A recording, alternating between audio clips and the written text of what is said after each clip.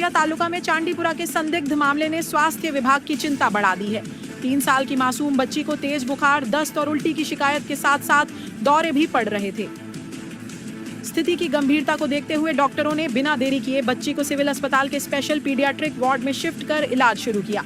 चांडीपुरा की पुष्टि के लिए बच्ची के सैंपल लेकर जांच हेतु लैब में भेज दिए गए हैं।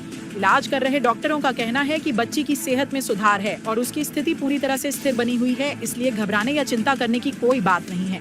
मामला संदिग्ध सामने आते ही जिला स्वास्थ्य विभाग तुरंत अलर्ट मोड पर आ गया है। एहतियात के तौर पर स्वास्थ्य विभाग की टीमों ने बच्ची के गांव का दौरा कर आवश्यक रोकथाम और सतर्कता के कदम उठाने शुरू कर दिए हैं। ग्रामीणों को भी जरूरी सावधानियां बरतने की सलाह दी जा रही है।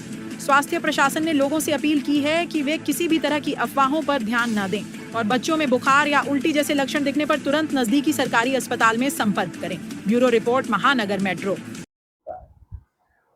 मारू नाम डॉक्टर रुसिल वसावा छे। हूँ भरूच केएमसीआरआई होस्पिटल खाते पीडियाट्रिशियन तरीके कार्यरत छूं।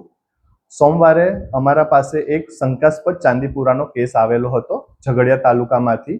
जेवी जाण थता तैयारीमां मेडिकल टीम एक्टिवेट थई गई हती। तैयारीमां बाळकने होस्पिટલમાં दाखल करवामां आवी दीधी हती।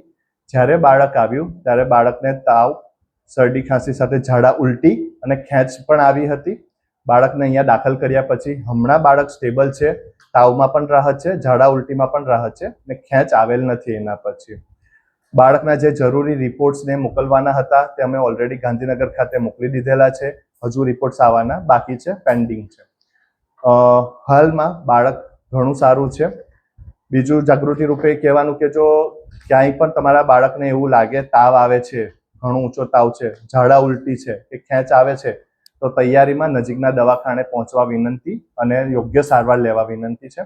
અને બીજું એ કહેવાનું કે આ જે ચાંદીપુરા નામનો વાયરસ છે તે સેન્ડફ્લાય નામની માખીથી થતો રોગ છે।